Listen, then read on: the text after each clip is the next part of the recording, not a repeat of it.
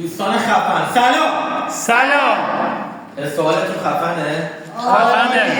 مسخره است. نه جدید من اولایی که اومده بودم برام اگه حتی اون برات به نظر مسخره است طبیعیه. یعنی کاملا نه یعنی اگه من خودم روزای اولی که اومده بودم همچین حسی داشتم.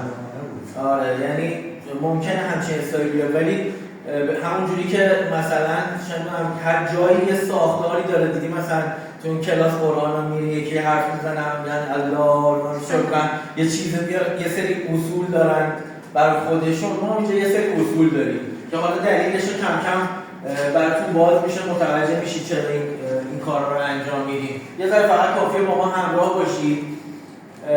به نام خدا یه بار دیگه دور هم جمع شدیم برای جلسه هفتگی دیگه که سوالمون تغییر کنه و خدا رو شکر بابت این برای که انگیزه بگیریم حرفای جدید بشنویم، حرفایی که شاید به قول اون بیرون نمیشنوید اگه قرار بشنویم هم مفتی نمیشنوید یا باید کلی سوخت بدی یعنی بری ضررزیان بدی تا اینا رو به آگاهیش برسی یا باید کلی پول بدی چندان با مشاور و تراپیست و آدمایی که اون بیرون هستن مثلا بابت بهاشو بدی ولی ما ببینی ولی ما اینجا دور هم جمع شدیم زمانمون رو میذاریم و خودمون ارتقا میدیم قطعا و هدف این ارتقا است.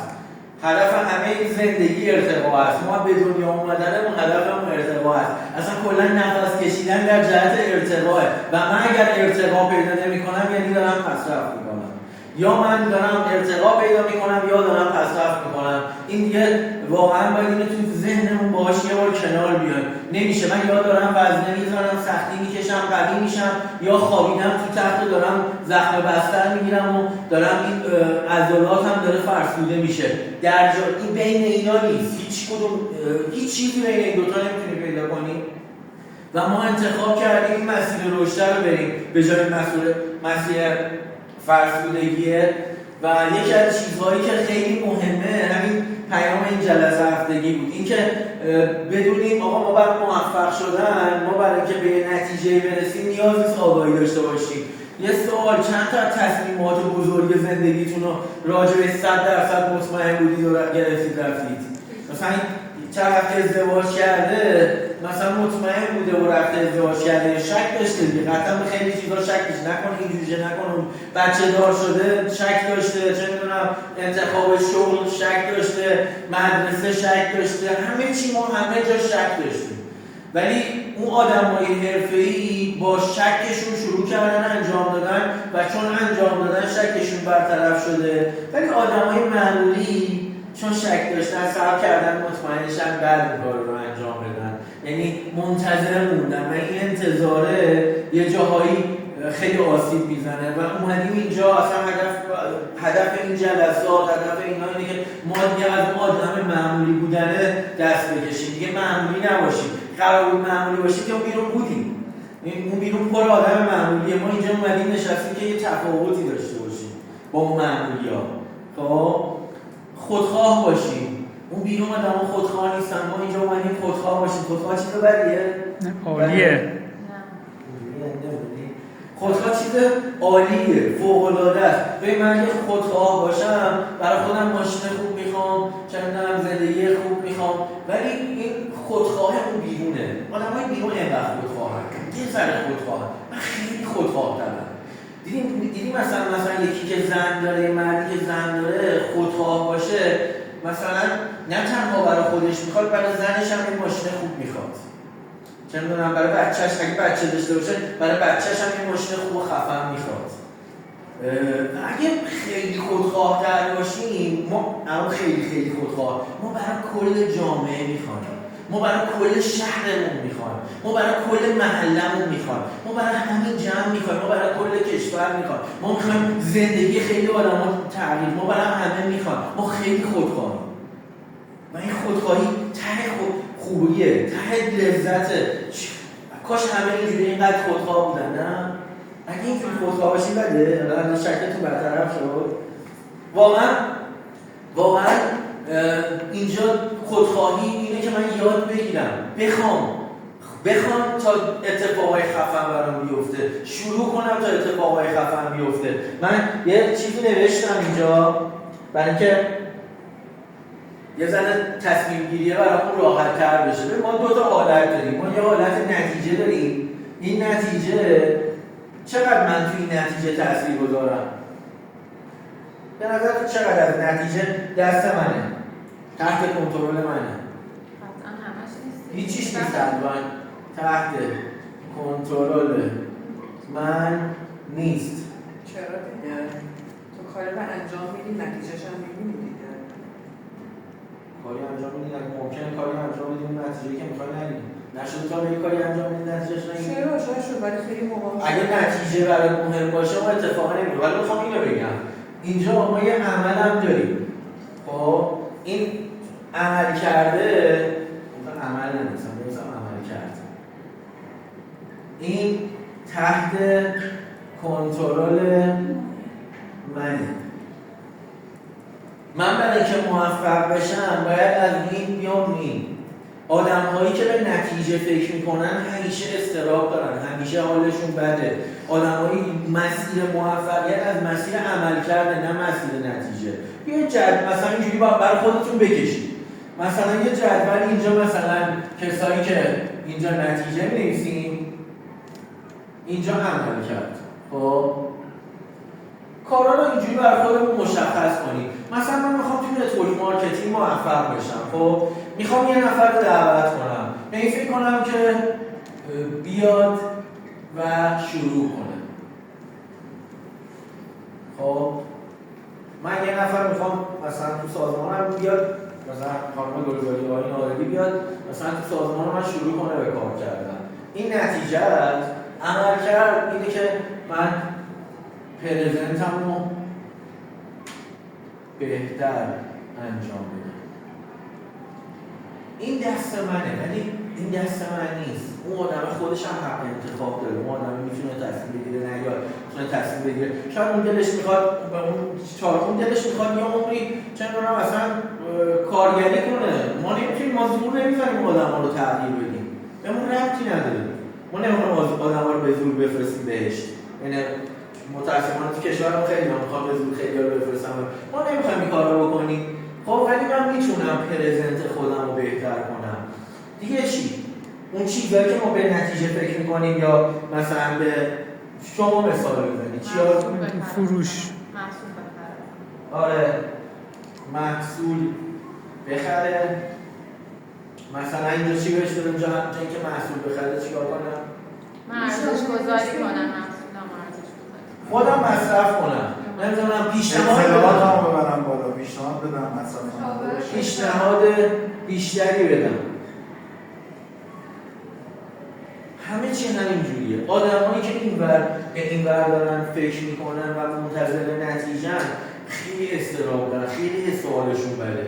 میاد تو نتورک میخواد اون بنظر ببینه، میخواد مثلا اینجا میگه الان خیلی‌ها دارن به شرایط به نتیجه فکر میکنن، میگن اقتصاد خرابه. این یه نتیجه است. ولی من اگر این اقتصاد خرابه من میتونم درستش کنم؟ چیکار میتونم بابتش کنم؟ چیکار نمیتونم کنم؟ ولی میتونم مهارت خودم رو بیشتر کنم. اگه مهارت بیشتر داشته باشم خب پول بیشتری در میارم دیگه. قطعا پول بیشتری و پول بیشتری در میارم خب زندگیم خیلی بهتر میشه. خیلی اتفاقای بهتری برام میفته. ما باید رو اینا کار کنیم، روی این عملکردها. چقدر عملکردامون ما اینو میتونیم تغییر بدیم. خواهشاً از این بیایم بیرون. نتیجه صرفاً ببین هیچ چیزی تو این دنیا مطلق نیست. ممکنه 1000 بار مثلا 1000 تا کارو بکنی ولی اون نتیجه‌ای که می‌خوای نیفته. البته اینو بهتون بگم ما یه جاهای گول می‌خوریم. مثلا فکر می‌کنیم مثلا تکرار میگن تکرار مادر مهارت دیگه، مساوی مهارت. من میگم این نیست. تکرار کردن مهارت نیست. من اگه یه بار شکست خوردم دوباره همون کارو بکنم دوباره شکست بخورم 100 بار دوباره همون کارو بکنم باز شکست بخورم چه مهارتی به من اضافه شده؟ من یه شکست رو 100 بار تجربه کردم. من 100 تا تجربه کسب نکردم. من زندگی نکردم واقعا. فقط یه جا گیر کردم. یه شکست 100 بار یه بار مثلا میخواستم فلان کار رو انجام بدم ترسیدم نشستم با این ترس رو به روشم، دوباره فرداش می‌خواستم یه کاری دیگه انجام بدم، با اونم ترسیدم نرفتم با اون شروع شدم. می‌خواستم دعوت بذارم، ترسیدم نکنه چی فکر کنه چی بشه نمیدونم فلان، اینو نکردم. فرداش دوباره گفتن یه جلسه حرف بزن، دوباره ترسیدم این کارم نکردم، دوباره گفتن برو چه می‌دونم اقدام به فروش کن، دوباره ترسیدم نمی‌شم، دوباره هم کار نکردم. یه عمر ترسیدم. چه مهارتی به من اضافه میکنه؟ این که من یه شکست رو هی تکرارش کنم چه مهارتی به من اضافه میکنه؟ مهارت چجوری اضافه میشه؟ پس مهارت با این اضافه میشه چی؟ اقدام کردن آخه نه فقط اقدام کردن، میگم اقدام کردن آفرین باید بازخورد بگیری. یعنی من مثلا انجام بدم بعدش بازخورد بگیرم اصلاح کنم بعدش اصلاح کنم بعد این میشه مهارت من اینجوری رشد میکنه. اگه من بازخورد یکی میاد بازخوردم من میگه بابا اینجاش مثلا یه جایی مثلا میخوام مهارت تو حرف زدنم بره بالاتر، خب میخوام مهارتم تو فروش بره بالاتر، میخوام مهارتم تو پرزنت گذاشتن بره بالاتر. من یه بار انجام میدم مثلا یه کاری نمیکنم، ادیفای نمیکنم، مثلا شل حرف میزنم، یکی میاد بازخورد به من میده که شل حرف نزن، چرا شل حرف زدی اینا، اتفاقا ناراحتم میشم چرا به من بازخورد دادی. من مثلا پیدا نمیدونم به شما گفتم پرزنت چجوری بوده چجوری بود نمیدونم فلان، من نمیدونم تا حالا بگم آقا جلسه هفتگی این حرفا رو زدم چجوری. با خیلی از بچه‌ها از بچه‌های خودم هم بازخورد میگیرم، وایس میگیرم برای لیدرام میفرستم از اونها هم بازخورد میگیرم، چون من دنبال این میگردم یکی یه ایرادی از من در میاد که من این ایراده رو برطرف کنم رشد کنم. من اونا رو اتفاقا باید حال کنم، ولی خب وقتی ظرف وجودی این کوچیک باشه با ترس باشم نه از این بازخورد گرفتن هم فرار میکنم، اصلاحش هم نمیکنم، همیشه درگیره من چه اتفاقی میفته یه عمر گیر میکنم توی قضیه. ما دیگه نباید اینجوری باشه، باید اینو تغییرش بدیم و اگه اینو تغییرش بدیم خدایی زندگیمون این رو راهبر میشه. خیلی اتفاقای خفن میفته برام، قبول دارین؟ حتما.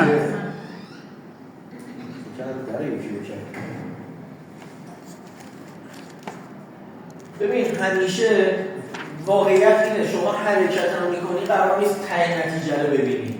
این مثال ما قدیما میزدیم گفتیم با ماشین میخوای بری مشهد شب باشه چراغ تو روشن میکنی 5 متر جلوتر تو روشن میکنه، 5 متر میری جلوتر 5 متر بعدی روشن میشه چون چراغ روشن چراغ جلو.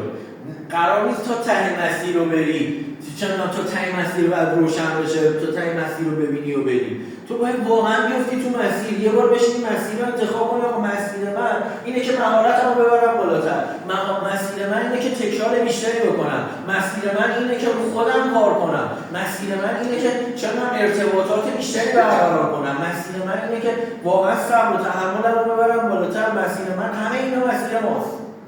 میدونیم بپذیرم پذیرشم رو ببرم بالاتر، همه اون چیزایی که نیاز داریم که قطعا تو طی مسیر بهمون نشون داده میشه. شما همونجوری داری میری مشهد تو طی مسیر همه چی بهت نشون داده میشه. آمپر بنزین نشون میده که الان باید بنزین بزنی، چه میدونم آمپر آب نشون میده که آقا وایسا استراحت کن، با چیز کن خوابت میاد میفهمی الان وقت استراحت، یه موقع نمیدونم کجا باید موزیک کنی، همه چی بهت نشون داده میشه تو مسیر.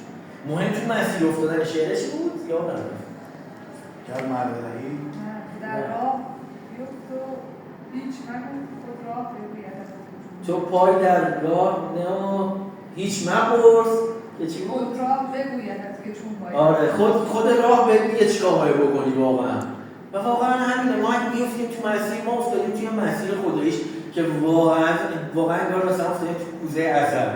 خب یه مسیری که اکثر آدم‌ها رویاشو دارن و قطعاً خودمونم یه روزی رویاشو داشتیم. یعنی دلمون می‌خواسته یه کاری کنیم که زمانمون دست خودمون باشه. دلمون می‌خواسته یه جایی باشیم که آقا بتونیم توجه داشته باشیم. دلمون می‌خواسته یه جایی بریم که با رفیقامون کار کنیم. یعنی با عزیزامون بتونیم کار کنیم.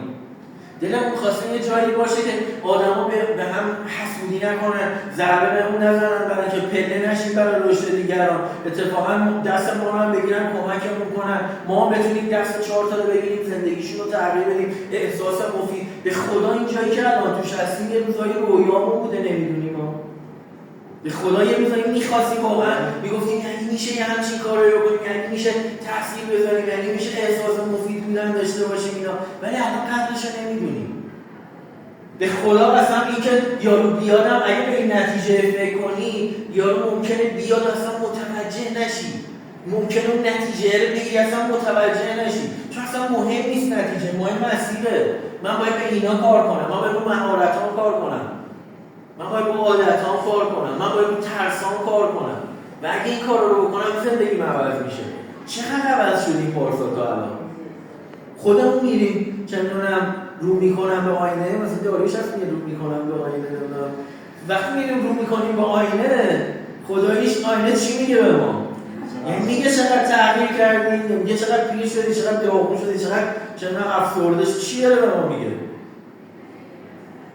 به نگاه میکنی تو آینه به خودت میگی بابا بی‌غرضه، نمیدونم فلان تخریب داری میکنی خودتو، یا رو میکنی به آینه حال میکنی خودت تو آینه میبینی. جفتش انتخاب خودت بوده.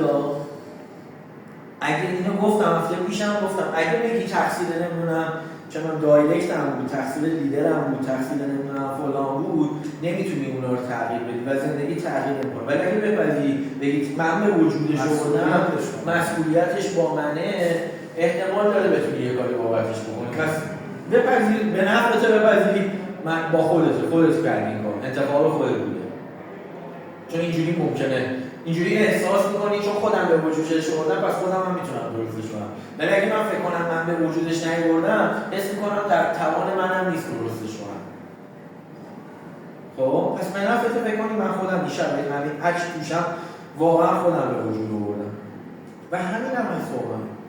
خودم به وجود آوردیم. کی به وجود آورد برامون؟ ما میتونستیم یه کارایی دیگه بکنیم. ولی اشکال نداره، در این حد بلد بودیم. تو مسیری دیگه داریم یاد میگیریم، باید خودمون رو ببخشیم و شروع کنیم یه کاری کنیم که آقا اگه تا الان هم میری تو آینه نگاه میکنیم و حسی که میخوایی نمیاد سراغت، اشکال نداره. یه کاری کنیم که 6 ماه دیگه، یه ماه دیگه، یه سال دیگه حداقل یه جوری دیگه بشه. دوباره 100 بار یه شکست نخور. یه کاری نکن هر روز تو آینه نگاه میکنی هم احساس داشته باشی. یه کاری کن فردا یه ذره حست بهتر باشه لااقل خودت رو میبینی تو آینه. و اگه این کارو بکنیم میشه ها، به خدا میشه. ما یه سری کارا رو نمی‌کنیم، تعلیق می‌ندازیم و حسم و خودم و مثلا من چند هفته پیش یه 10 روز پیش مثلا شهرستان بودم، یه بچه‌ای تیم قرار بیاد، دیر اومد. این دیر اومد، بعد اون لیدرش نشسته بود باهاش حرف می‌زد، جلسه‌شو کنسل کرد، داشت باهاش حرف می‌زد که آقا من جلسه کنسله چون 1 ساعت دیر اومدی. و نه 1 ساعت داشت باهاش حرف می‌زد. ما همونجوری نشسته بودیم داد. بعد که اومد، من دیگه که یه ذره با اون خانم حرف زدم، اینقدر خودش به خودش تخریب زده بود که بابا بیارزه چرا دیر اومدی فلان شده تو همیشه دیر میاد. اینقدر خودش به خودش تخریب زده بود که حالش خراب بود این قضیه. و فکرش هم بود که من همیشه تو زندگی دیر میام. فکرش این بود. گفتم یه جایی باید اینو بشکنی. گفتم اشکال نداره، به خودت تخریب نزن دیر اومدی. در حق خودت ظلم کردی، نه در حق دیگران. به خودت رحم باید بکنی. دیگران که قاضی ایشون اینجا نشسته بود بیا یا نیای، ایشون داره تلاش میکنه، انرژی میذاره و انرژی که میذاره بالاخره از بین نمیره، یه جایی برمیگرده براش. خب ولی تو داری در حق خودت ظلم میکنی، اون انرژی که میتونستی بگیری یا نمیگیری. حالا خودت رو باید تلاش کن با یه دقیقه زودتر بیای، 10 دقیقه زودتر بیای، چندم یه چیزی هر روز یه ذره بهتر شی. بعد ببین چه اتفاقایی برام میفته. خب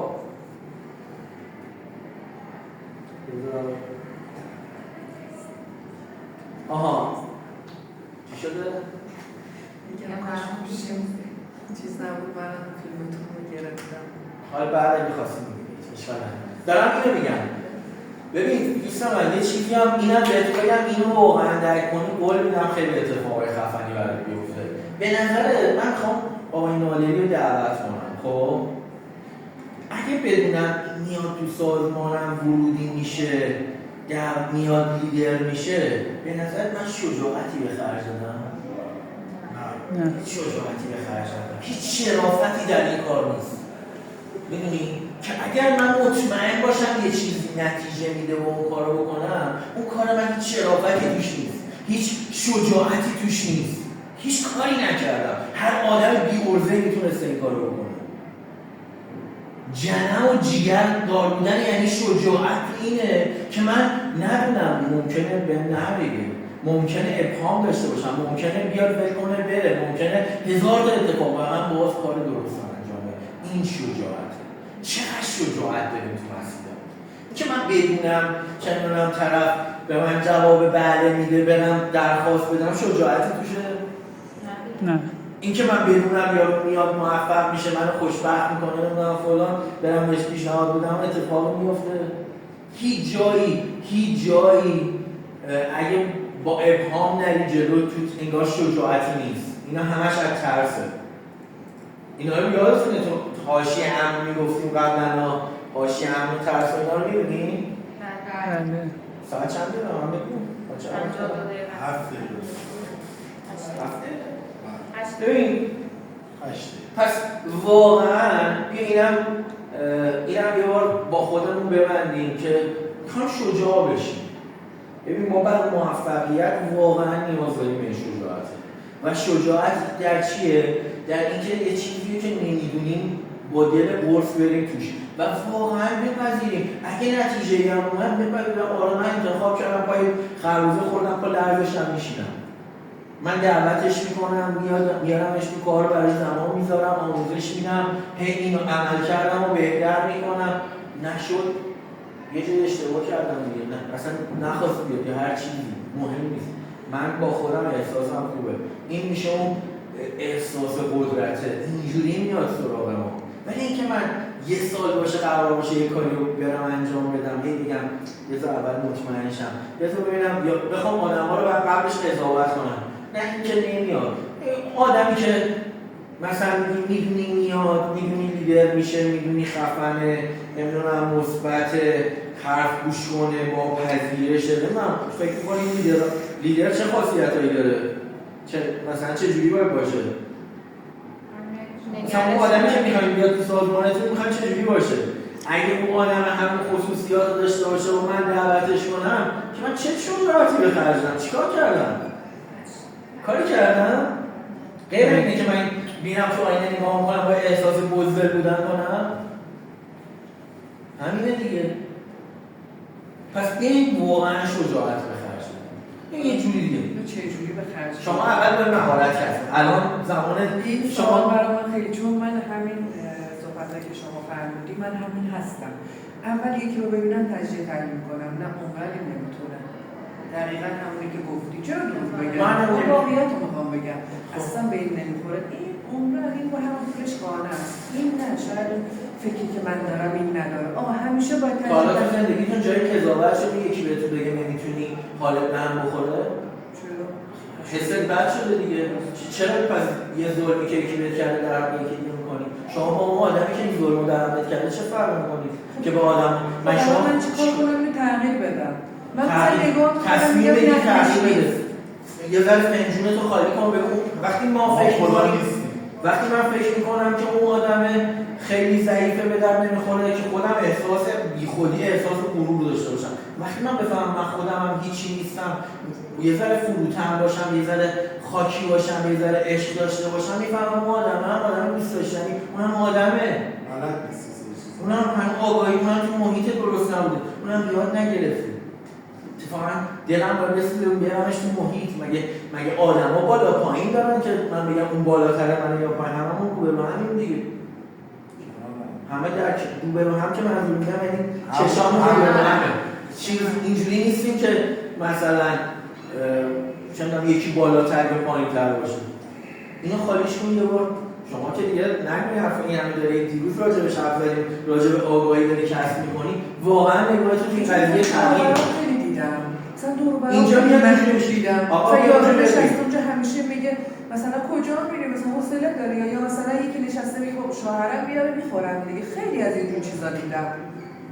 منم خوشحالم.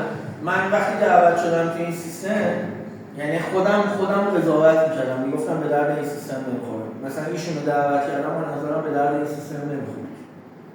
همون روزی که دعوتش کردم لیدرم گفت دعوت کن، گفتم نه الان هزار تا قضاوت پیش خودم داشتم، گفتم الان میره اینجوری میکنه من فلان ما با هم اینقدر مسئله می‌کردیم نتورک حالا من فلان مثلا خانم بریوت خواستم دعوت کنم پیش خودم گفتم نه به درد نمیخوره نمیخوره. خیلی آدم‌ها پیش خودم قضاوت می‌کردم ولی اون کاری که باید می‌کردم کردم. قضاوت من مهم نیست. به آدم‌ها قضاوت من نباید فرصت آدم‌ها رو بسوزونه. من حق نون بریدن ندارم از آدم‌ها زندگی و رویا و نونشون رو ببرم. من چه جایی من خدام که بشنم قضاوت کنم. حالا الان چند تا سوال میپرسم، این سوالا رو بنویسی و واقعا روش فکر کنید. اولی که اگه مطمئن بودی شکست نمیخوری تو این هفته چیکار می‌کردی؟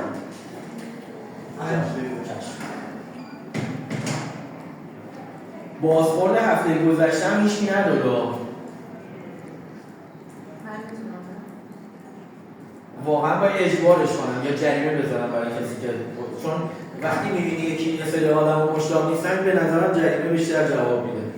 این بلندشون اینجوری پاوری هست میگه که بازخورد نداره. صدشان رو نمی‌کنه. سوال میگی؟ اگه مطمئن بودی شکست نمیخوری این هفته چی کار میکردی؟ مثلا من اگه مطمئن نبودم شکست میخورم تو کار تو دعوت مثلا هاورد نالری دعوتش میکردم راجع به نتورک دارم می‌نویسم میگم چند کسی میتونه بگه چیزی راجع به این مثلا یه جواب کسی میده همین سوال آره این هفته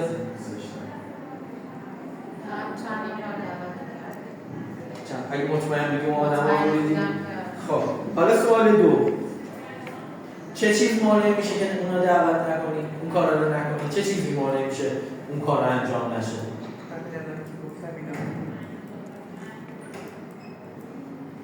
اما قضاوت دیگه میشنم فکر میکنم حالا مثلا بهش بگم اون فکر میکنه این عکس واقعا من داشتون میگه همین رو بنویسید واقعا میخوام این زمان بذارید بازخورد میخوام یعنی همین هفته رو الان بازخورد میدم هفته بعد راجع به اینا رو بازخورد بدیم سوال سوم هم اینه آیا خطرناکه یا فقط ناآشناست برات؟ ناآشنا چی؟ یا با بچه‌ها نیست که فقط ناآشناست خب حالا ما این جلسه راجع به چی حرف زدیم؟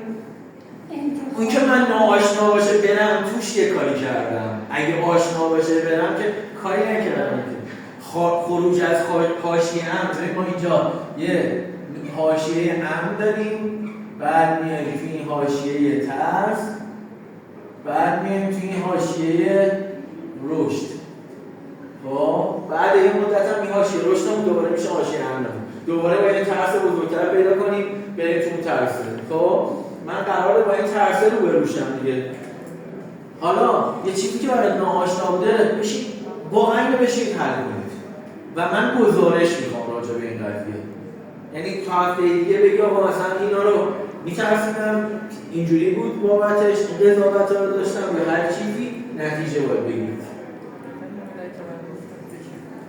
یا خودتون میشینید باش فکر کنید راجعش اول ژورنال میکنید میدونم همه این چیزا هستید خب ژورنال میکنید مینویسی واقعا تا نتیجه بگید اگه نتیجه نگرفتیم میشینیم با هم هر چقدر خواستی زمان میذاریم که این قضیه رو حلش کنیم چون بسیار بسیار مهم و یه بار حلش کنیم یه بار این قضیه رو حلش کنم البته ببخشید من قدم روک بهتون گفتم باید فنجون خالی کنیم اینا چون من خودم هم یه زمانایی اتفاق من به نظر من خیلی آدم خودخواهیه خودخواهی هم چیز بدی نیست خب ولی اینکه آدم خودش رو بزرگتر از بقیه ببین حالا شما اسمشو خودخواهی میذارید من نمیذارم خودخواهی من مثلا چجوری بگم خجالت میکشم من اصلا ببین اون روزم به شما گفتم من بازاریابی نتونستم انجام بدم اصلا این نمیدونم خجالت میکشم همین سوال رو راجبش بنویس میدونی قرار بکشته جنس بفروشه نه خب بهش فکر کن دیگه قرار بکشته این قضیه چجوری میشه برطرفش کرد حالا اینا سواله من قشنگ بهتون میگم مشکله خب اینو باید بالاخره مشکل رو حل کنیم با مهارت با یادگیری با چیزایی که شما بالاخره اینو باید حل کنید این چیزی که الان شما دارین من حالا آقای نادری کارش فروش بوده مثلا شاید ایشون همچین دغدغه‌ای نداشته چون کارش قبلا فروش همین محصول ولی من داشتم شما داشتید این بقیه غیر از آقای نادری احتمالاً داشتن ایشون هم چون کارش این بوده اون بیرون شده من چند سال قبل اینو داشتم آره و کاملا طبیعیه ما با اینکه ناآشنا بودیم رفتیم تو دلش کم کم مسیر برامون روشن شد کم کم فهمیدیم که آقا این محصولی که من دارم به این میدم من دارم بهش کمک میکنم. اگه من این محصول رو بهش ندم میره تو مترو یه ریمل دیگه میخره چشش کور میشه، یه چیز آشغال تقلبی میخره پولش دور میریزه. من دارم به اون آدمه کمک میکنم، این محصول خوب میدم بهش، دارم یه کاری میکنم که چندم یه کارگر من ارقی به چین و فرانسه و کشورهای یه محصول ایرانی دارم جا میندازم، من دارم 1000 تا کار میکنم. ولی کم کم به این نگاه وقتی افتادم توش به این رسیدم با شما در کنارتونیم تا